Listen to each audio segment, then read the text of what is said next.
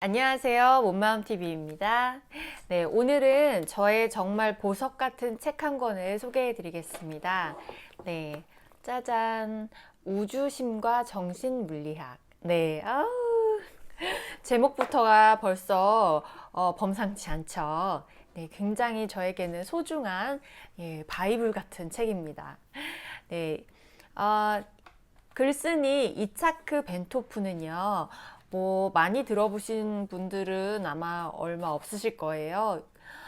이분은 체코슬로바키아 태생이에요. 1923년 체코슬로바키아에서 태어났고, 오래 전에 태어나신 분이죠. 미국에서 기계를 설계하는 일을 하셨어요.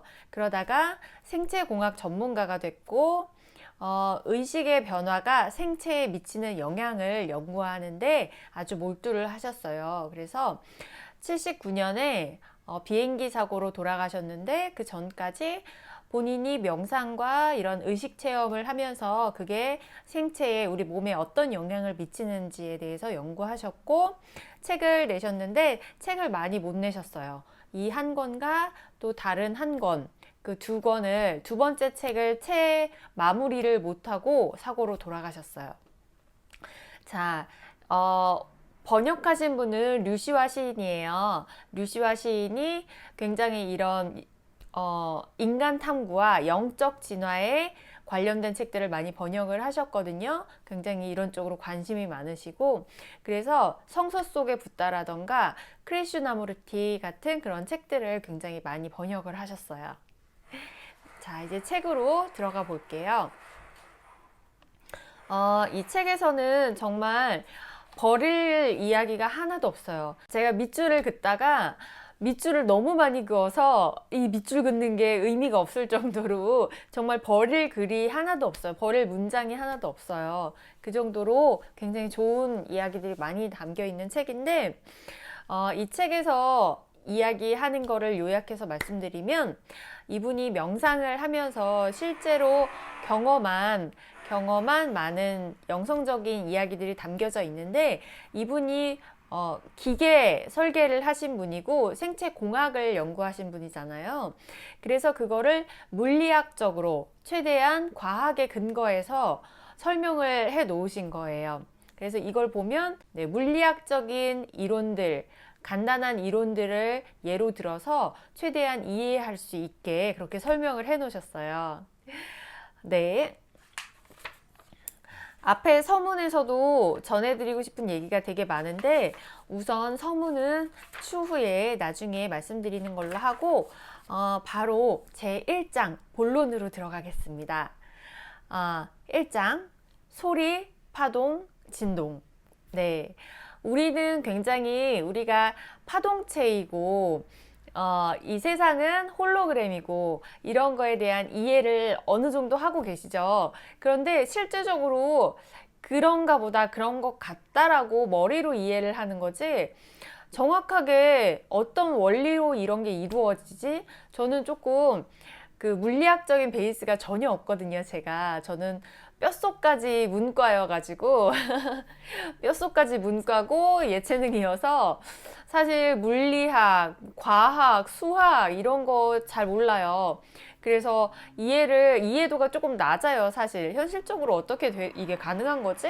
근데 그거에 대해서 간단한 예 몇 가지를 들어서 설명을 해주고 있어요. 자, 우리는 수많은 소리에 휩싸여 있죠. 수많은 소리 가운데 있어요. 지금도 이렇게 공사하는 소리가, 옆에 건물에서 공사하는 소리가 굉장히 크게 들리고 있고, 제가 말을 하는 것도 의미를 전달하는 것도 소리로서 가능하죠. 수많은 소리들 가운데 우리는 있어요. 자, 근데 이 소리라는 게 뭐냐면, 소리라는 것 자체가 진동을 가지고 있는 진동수로 구성이 되어 있다는 거예요. 진동수라는 거는 1초에 몇 번을 진동하느냐라는 그 숫자거든요. 그래서 음향적 떨림이 바로 이 소리라는 거죠. 그 파동이라는 건 사실 눈에는 보이지 않아요. 눈에는 보이지 않는데 그걸 눈으로 보이게끔 한번 해볼 거예요. 어떤 실험들을 통해서. 첫 번째로 이 파동이라는 걸 이해하려면 먼저 정상파라는 걸 이해해야 돼요. 정상파가 뭔지 설명을 드릴게요. 자, 여기 화이트보드가 있습니다. 여기 이 책에서는 활을 이용한 간단한 실험으로 예시를 들어주고 있는데요. 우리가 바이올린을 켜는 그 활 있죠. 그 활을 보면 이렇게 양쪽이 고정되어 있고 여기에 이제 이 활이 이렇게 있잖아요. 근데 이 활을 튕기면 이 활이 이렇게 위아래로 운동을 하죠. 네, 그런데 이 활을 가운데를 튕기지 않고 이 활의 4분의 1 지점, 네, 이렇게 4등분 했을 때 이 지점을 튕기게 되면 활이 이렇게 파동을 치는 거예요. 자, 여기에서 이렇게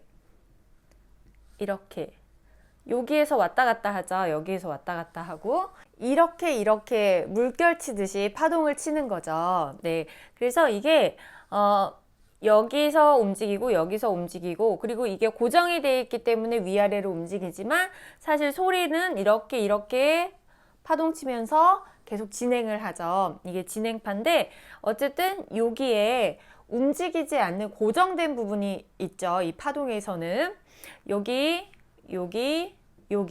예, 여기에서 보면 여기에 이렇게 움직이고 있기 때문에 여기 이렇게 고정된 부분이 있는 파동을 고정파라고 합니다. 고정파.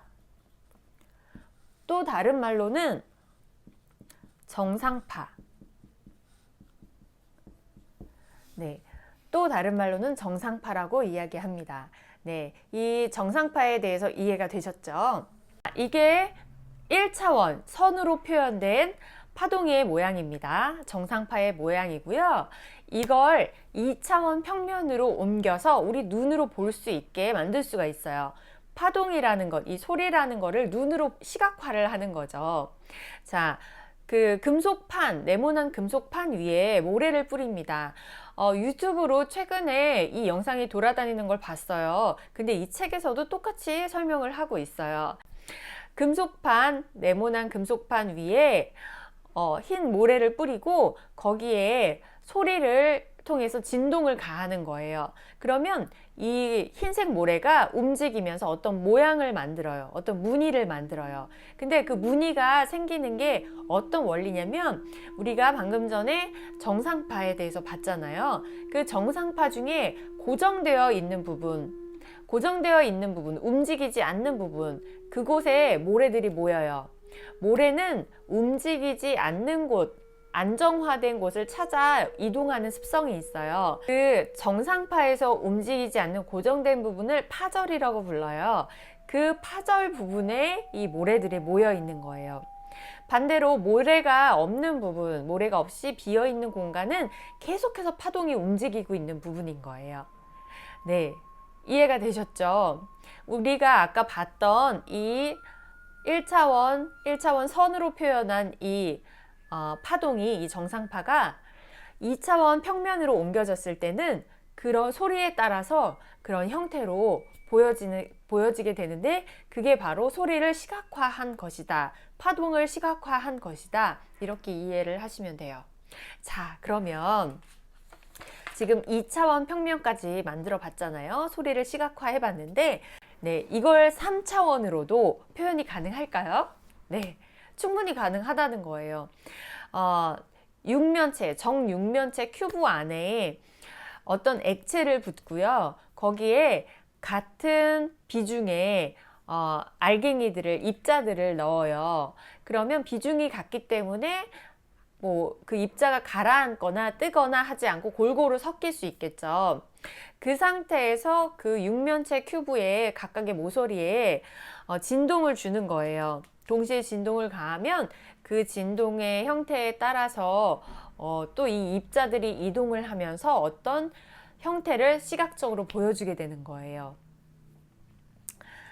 자, 1차원 선에서는 선으로 보여줄 수 있는 진동의 모습이 있고 2차원 평면에서는 평면에서 볼 수 있는 진동의 그 형태가 있는 것이고 3차원에서는 3차원으로 진동이 형태화될 수 있는 것이고 예, 차원이 쌓이는 것 이것과는 상관없이 그 차원에 맞는 형태로 소리는 이 진동이라는 것은 형태화될 수 있다. 시각화될 수 있다.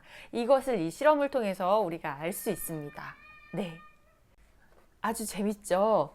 네. 어떻게 이 진동과 소리가 시각화되어지는지 조금 이해가 되시죠? 그 정상파라는 것의 파절 부분, 움직이지 않는 그 부분이 있기 때문에 파동에 따라서 예, 형태가 달라지는 거였어요. 그래서 어렴풋이나마 우리가 기본적인 것을 이해할 수 있게 됐습니다.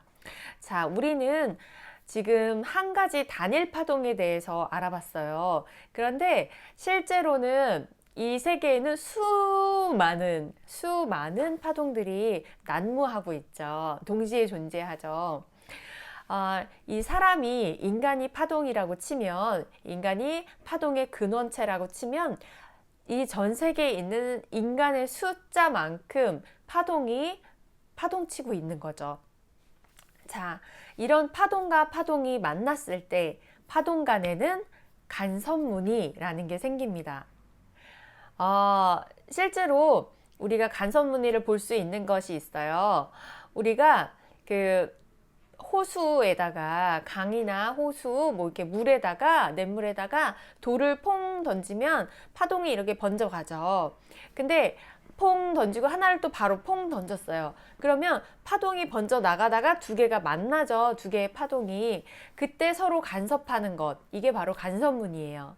한꺼번에 많은 돌을 퐁퐁퐁퐁 던졌을 때 파동이 막 일어나면서 되게 혼란스러운 무늬를 만들죠. 근데 그 안에도 일정한 규칙과 질서가 있다는 거예요. 자, 이 책에서도 실험을 통해서 이걸 설명을 합니다. 어떤 커다란 남비를 하나 준비하고 거기에 조약돌 3개를 던졌어요. 퐁퐁퐁 던졌어요. 각각의 조약돌이 만들어낸 물결은 남비 가장자리로 둥글게 퍼져나간다. 이렇게 하면서 각각의 물결들은 서로 엇갈리면서 상호작용을 한다. 이러한 상호작용을 통해 소위 간섭무늬라고 하는 하나의 복잡한 파동이 만들어진다. 하지만 이 복잡한 무늬를 차근차근 분석하기만 하면 우리는 파동의 근원인 조약돌의 위치를 파악할 수 있다. 추적해 들어갈 수가 있다. 네. 이제 아주 재밌는 실험을 합니다.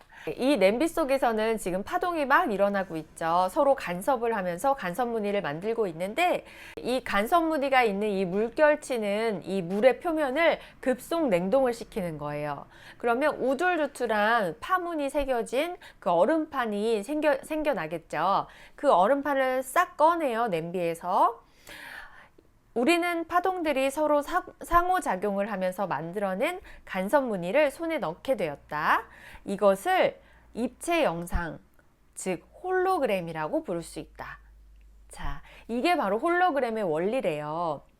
홀로그램이란 파동의 간섭무늬 형태로 물체의 형태에 어떤 정보가 기록되어 있는 평면적인 사진 필름을 바로 홀로그램이라고 하는 거예요. 이 홀로그램에 정보가 처음 생길 때와 같은 빛을 쏘여주면 파동이 재구성되면서 본래의 물체 형태와 똑같은 모습이 공중의 3차원적인 물체로 나타나게 된다. 네, 홀로그램에 대해서 궁금하신 분들은 조금 더 찾아보시면 좋을 것 같은데요. 이게 홀로그램의 가장 기본적인 원리래요. 그래서 지금 우리가 만든 이 얼음물 홀로그램, 이 우둘두툴한 간섭무늬 파동이 그대로 정보가 있는 이 얼음판에다가 빛을 쏘여주게 되면 실제로 조약돌 3개가 공중에 나타나게 된다는 거예요. 이게 바로 홀로그램의 원리라고 합니다. 근데 정말 중요한 건요. 정말 중요한 건 이 얼음판을 실수로 깨트렸어요. 그리고 그 조각들 중에 깨진 조각들 중에 하나를 딱 집어 올려서 거기에다 빛을 쐈어요. 그럼 무슨 일이 벌어질까요? 네, 조약돌 3개가 그대로 나타난다고 합니다. 정말 신기하죠? 이 간섭무늬의 조각 안에는 조약돌 3개의 원형에 대한 모든 정보가 다 들어있는 거예요. 자, 우리 몸에도 이와 똑같은 저장 창고가 있죠. 바로 네, DNA예요. 우리 몸의 DNA를 하나 딱 뽑아서 분석을 해보면 우리 몸 전체를 구성하고 있는 모든 정보가 그 DNA 안에 다 담겨져 있죠. 같은 원리예요. 네, 이 책에서는 홀로그램의 원리에 대해서 좀 더 구체적으로 이야기하고 있는데 그건 그냥 넘어갈게요. 자, 우리한테 중요한 건 뭐였죠? 1차원이든 2차원이든 3차원이든 파동을 시각적으로 표현해낼 수 있다라는 그 원리를 알게 됐고요. 그 다음에 파동에는 어떤 정보가 다 담겨져 있고 그게 빛을 받았을 때 구체적인 형태로 만들어질 수 있다. 네, 그걸 또 우리는 알게 됐어요. 홀로그램의 원리를 통해서 알게 됐습니다.